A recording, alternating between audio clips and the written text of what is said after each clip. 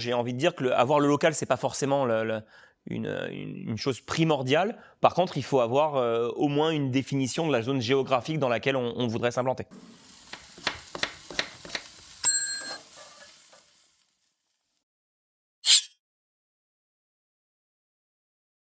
Alors on a deux modèles. On a le modèle City, un modèle de centre-ville plutôt, plus petit, moins de 200, 220 mètres carrés grand maximum, qui peut être jusqu'à 80, 100 mètres carrés.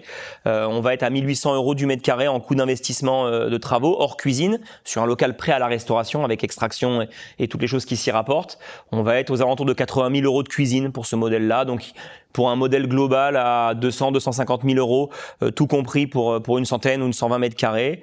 Il faut avoir au minimum, à mon sens, 40 000 € d'apport, 40 à 50 000 € d'apport sur ce modèle-là. Et sur le modèle all-in, qui est un modèle beaucoup plus gros, qui va pouvoir être à partir de 250 mètres carrés et aller jusqu'à 450, 500 mètres carrés, qui pourrait avoir un drive. Là, on va être sur une cuisine un petit peu plus chère, 140, 150 000 € et un coût au mètre carré aux alentours de peut-être un petit peu moins de 1800, parce que ça diminue forcément avec la taille du local. Et là, il faudra avoir un apport plus conséquent avec un minimum de 80 000 €, mais qui variera en fonction vraiment de la taille et du coût du local, quoi.